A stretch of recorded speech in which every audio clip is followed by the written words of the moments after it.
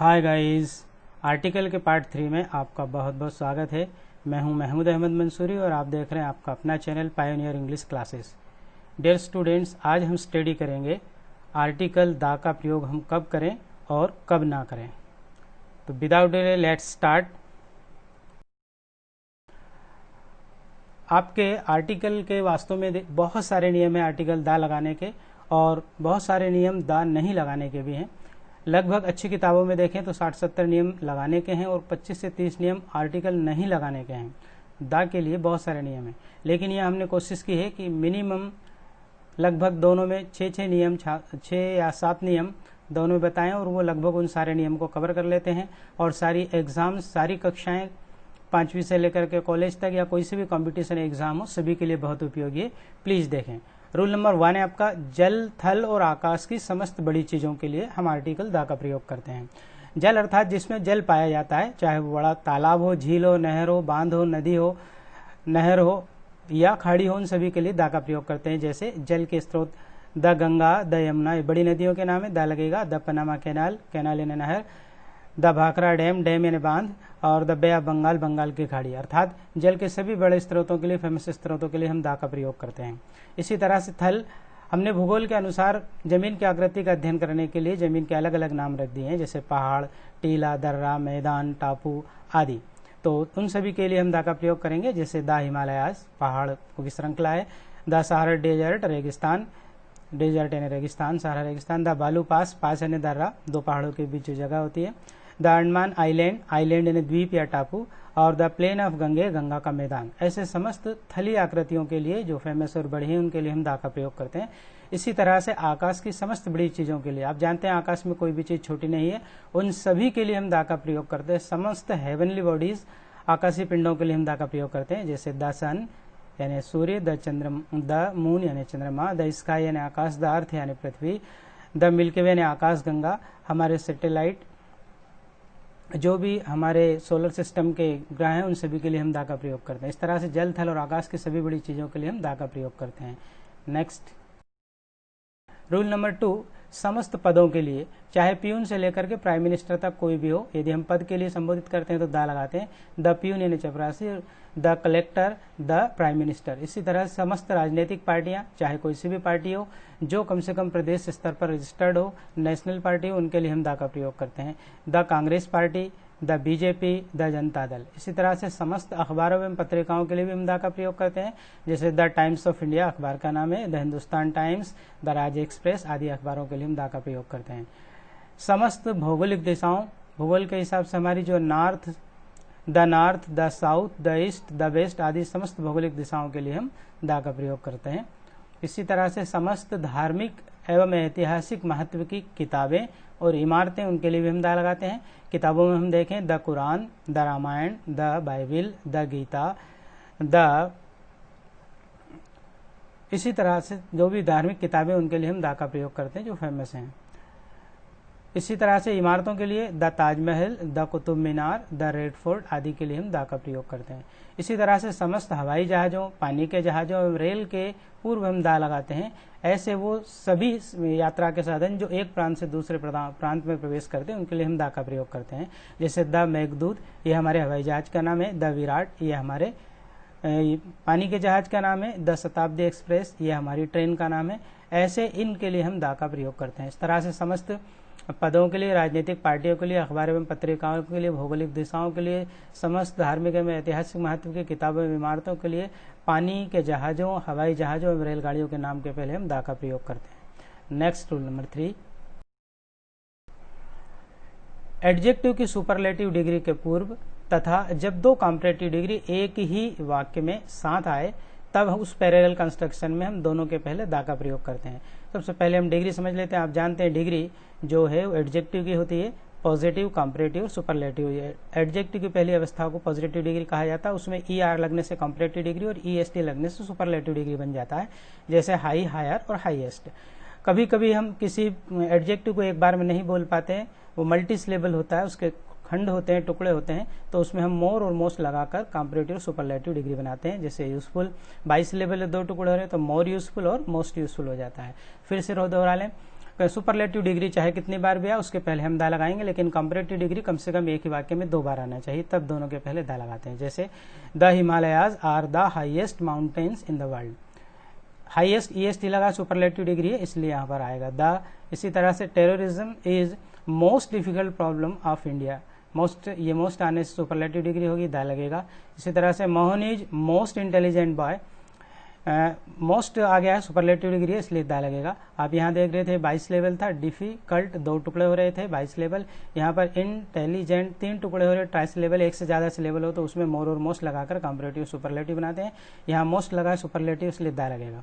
Fourth example में देखते हैं the higher we go the colder it becomes, दोनों में दा लगेगा क्योंकि दोनों में कंपैरेटिव डिग्री आ रही है, एक ही वाक्य में 2 कंपैरेटिव डिग्री, हायर और कोल्डर, तो इस तरह से एक ही वाक्य में 2 कंपैरेटिव डिग्री आती है तो दोनों के पहले दा लगाते हैं। इसी तरह से फिफ्थ एग्जाम्पल में देखते हैं the more he reads the more he forgets, वो जितना ज़्यादा पढ़ता है उतना भूल जाता है। दोनों में देखिए मोर मोर दोनों एक ही वाक्य में आए हैं, दोनों कंपैरेटिव डिग्री हैं इसलिए इन दोनों के पहले दा का प्रयोग करते हैं। आगे बढ़ते हैं रूल नंबर 4 में।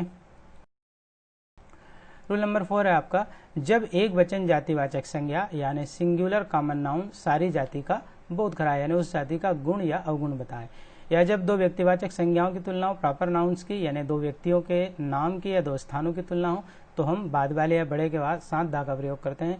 जब कोई चीज़ अपने जैसी दुनिया में केवल एक ही हो तो हम उसके लिए दा का प्रयोग करते हैं। यूनिक या मैचलेस कोई चीज़ है तो उसके लिए भी हम दा का प्रयोग करते हैं। एग्जाम्पल के तौर पर द काउ गिव्स मिल्क, एक वचन जातिवाचक संज्ञा पूरी जाति का बोध करा रही है। द काउ गिव्स मिल्क, गाय हमको दूध देती है, तो ये एक गाय के लिए नहीं कहा गया है, दुनिया की समस्त गायों के लिए कहा गया है कि एक दुधारू पशु है, दूध देने वाला जानवर है। इसी तरह the dog is a faithful animal, कुत्ता एक वफादार जानवर होता है, तो केवल एक कुत्ते के लिए नहीं कहा गया बल्कि समस्त डॉग जाति के लिए कहा गया है कि वो एक वफादार जानवर होता है। मुझे एक शेर याद आ रहा है कुत्तों की वफादारी पर, सुन लीजिए। दुनिया में जब तक भी वफा जिंदा रहेगी, दुनिया में जब तक भी वफा जिंदा रहेगी, हमेशा ही वो कुत्तों से शर्मिंदा रहेगी। कहने का मतलब कुत्तों के बराबर कोई वफादार नहीं हो सकता। खैर आगे बढ़ते हैं। Jaipur is the Paris of India, 2 स्थानों के नाम है जयपुर और पेरिस, तो इसमें जो बड़ा रहता है उसके पहले हम दा का प्रयोग करते हैं। यदि हमने ऐसे नाम सुने व्यक्ति या स्थान के जिनको हम पहले से नहीं जानते हो तो फिर जो बाद में आता है ध्यान रखें वो बड़ा ही रहता है, उसके पहले हम दा का प्रयोग करते हैं। जैसे Jaipur is the Paris of India. इसी तरह से Dara Singh is the Bhim of today, Dara Singh आज का भीम है, अर्थात ताकत के आधार पर दोनों की तुलना है, भीम ज्यादा ताकतवर था दारा सिंह से, तो भीम के पहले हमने बड़े के पहले दा का प्रयोग किया है। इसी तरह से Ram is the only son of his father, Ram अपने पिता की इकलौती संतान है। किसी की कोई इकलौती संतान हो, किसी समस्या को केवल हल करने का एक ही तरीका हो, कहीं पहुंचने का केवल एक ही रास्ता हो, ऐसी समस्त चीजें जो यूनिक हो, एक ही हो, तो उसके लिए हम दा का प्रयोग करते हैं। नीचे the poor, the Hindu, the Muslim, the brave, ये सब पूरी जाति का बोध कराते हैं। जैसे द पुअर यानी गरीब लोग, द हिंदू यानी हिंदू लोग, द मुस्लिम यानी मुस्लिम लोग, ब्रेव यानी बहादुर लोग, इन सब के लिए हम दा का प्रयोग करते हैं। द मुस्लिम बरी देयर डेड्स, मुस्लिम लोग अपने शवों को दफनाते हैं, तो एक मुस्लिम के लिए नहीं बल्कि समस्त मुस्लिमों के बारे में बात कही गई है। इस तरह से जब एक वचन जातिवाचक संज्ञा सारी जाति का बोध कराए तब दा लगाते हैं। जब 2 व्यक्तिवाचक संज्ञाओं के अर्थात 2 व्यक्ति या 2 स्थानों की तुलना हो तो दा लगाते हैं, और जब कोई चीज दुनिया में अपने जैसे सिर्फ एक हो तो हम दा का प्रयोग करते हैं। नेक्स्ट रूल नंबर 5 में हम देखते हैं, जब किसी संज्ञा घटना के बारे में हम पहले से जानते हो तो उसके पहले हम दा लगा सकते हैं, और जब किसी संज्ञा का एक से अधिक बार वर्णन करना हो तो पहली बार में तो नियम से ए या एन लगेगा, लेकिन दूसरी बार से जितनी बार भी वो वर्ड आएगा, वो नाउन आएगा, उसके पहले दा का प्रयोग होगा। कैसे देखते हैं। This is the boy who helped you yesterday, ये वही वाला लड़का है जिसने तुम्हारी कल मदद की थी, यानी जो व्यक्ति बता रहा है वो उस लड़के को पहले से जानता है किसी संज्ञा के बारे में, तो दा लगाया गया है। The book I bought from Delhi is very good, वो किताब जो मैंने दिल्ली से खरीदी है बहुत अच्छी है, अर्थात वो पहले से उस किताब के बारे में जानता है इसलिए दा लगाए। The accident which took place in the morning was very serious, वो दुर्घटना जो आज सवेरे सवेरे हुई बहुत ही गंभीर थी, अर्थात जो व्यक्ति बोल रहा है वो उस घटना के बारे में पहले से जानता है इसलिए दा लगा है। इसी तरह से फोर्थ, जब किसी संज्ञा का एक से अधिक बार वर्णन करना तो पहली बार में उच्चारण के अनुसार ए आइन लगाते हैं, लेकिन बाद में जितनी बार भी वो संज्ञा आती है तो हम उसके पहले दा का प्रयोग करते हैं। दिस इज अ पेन, पहली बार में पेन पापतंग की आवाज का अक्षर अज्ञा तक के लिए ए का यूज। फिर आगे the pen is very good, the pen is red, the I gave the pen to Mohan. अब बाकी जितनी जगह भी पेन आया उसमें हमने दा लगाया, क्योंकि एक से अधिक बार वर्णन करना हो तो हम दा का प्रयोग करते हैं। नेक्स्ट रूल नंबर 6, सामान्यतः जनरली प्रीपोजिशन जो है स्थान सूचक, स्थिति सूचक या दिशा सूचक, उनके बाद जनरली हम दा का प्रयोग कर लेते हैं। जैसे इन, आन, अपान, ओवर, अंडर आदि के पश्चात भी अक्सर, हमेशा नहीं, अक्सर इनके साथ आर्टिकल दा का प्रयोग किया जाता है। जैसे we started late in the afternoon. दिन और रात के जो हिस्से हैं, parts of day and nights के लिए भी हम यूज करते हैं दा का। The sun sets in the west. सूर्य पश्चिम में अस्त होता है, तो यहाँ आकाशीय पिंड इसलिए दा लगा है, और यहाँ पर भौगोलिक दिशा इसलिए भी, और प्रीपोजिशन के बाद आया इन के बाद तो भी दा लगा है। The cat jumped upon the rat. Preposition upon है, उसके बाद दा लगेगा। इसी तरह से a cow is under the tree. एक गाय जो है वो पेड़ के नीचे, अंडर प्रीपोजिशन है, उसके बाद दा लगेगा। अर्थात अक्सर स्थिति या स्थान बताने वाली प्रीपोजिशन के बाद हम दा का प्रयोग करते हैं। नेक्स्ट हम देखते हैं जनरली, सामान्यतः किसी भी व्यक्तिवाचक संज्ञा, प्रॉपर नाउन यानी किसी व्यक्ति का नाम या स्थान का नाम, उसके पहले कोई आर्टिकल नहीं लगता है, परंतु किसी देश या प्रांत का भौगोलिक नामकरण हो, या उस नाम में स्टेट शब्द आए, किंगडम आए, या रिपब्लिक शब्द आ जाए, या फिर उसका नाम प्लूरल में हो, बहुवचन में हो, तो आर्टिकल दा लगेगा। देखें कैसे। अमेरिका केवल सिंगल नाम आया है तो नहीं लगेगा, लेकिन अमेरिका को यूएसए बोलते हैं, United state of America, state शब्द आ गया इसलिए दा लगेगा। ब्रिटेन नहीं लगेगा, लेकिन उसी को यूके बोलते हैं, यूनाइटेड किंगडम, यूनाइटेड शब्द आ गया इसलिए दा लगेगा, भौगोलिक नामकरण है इसलिए। इसी तरह से अरब या अरबिया, उसके पहले दा नहीं लगेगा, लेकिन अरब को ही द यूएई बोलते हैं, यूनाइटेड अरब अमीरात, तो दा लगेगा। यूनाइटेड शब्द आ गया इसलिए दा लगेगा।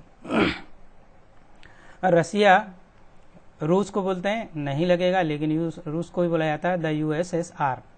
यूनाइटेड स्टेट ऑफ सोवियत रूस या सोवियत रिपब्लिक, दा लगेगा। इसी तरह से एमपी के पहले दा नहीं लगेगा, लेकिन द पंजाब के पहले दा का प्रयोग होगा। पंज धन आप दो शब्दों से मिलकर बनाए। उर्दू शब्द पंज यानी पांच और आब यानी पानी या नदियां, पांच नदियों का संगम होता है। रावी, सतलज, झेलम, चिनाब और व्यास, इन पांच नदियों के संगम के कारण इसका नाम पड़ा था, भौगोलिक नामकरण के कारण इसका नाम, इसके पहले दा लगेगा। माउंट एवरेस्ट केवल एक पहाड़ की चोटी है, पहाड़ की चोटियों के लिए नहीं बल्कि श्रृंखलाओं के लिए हम दा का प्रयोग करते हैं, जैसे द हिमालय या द हिमालयाज, इसके लिए दा लगेगा। इसी तरह से बहुवचन नाम जैसे the West Indies, the Netherlands, the Philippines, ये बहुवचन नाम इसलिए इनके पहले दा का प्रयोग किया जाएगा। अब हम देखते हैं कि दा कहाँ नहीं लगाना चाहिए। दा हमको कब नहीं लगाना है, ध्यान दें। किसी देश का नाम हो, भाषा हो या स्थान या भोजन के नाम के पहले हम दा का प्रयोग नहीं करते हैं। जैसे आई लिव इन इंडिया, मैं भारत में रहता हूँ, देश का नाम है, दा नहीं लगेगा। English is spoken all over the world, English सारी दुनिया में बोली जाती है, इंग्लिश भाषा है इसलिए इसमें नहीं लगेगा।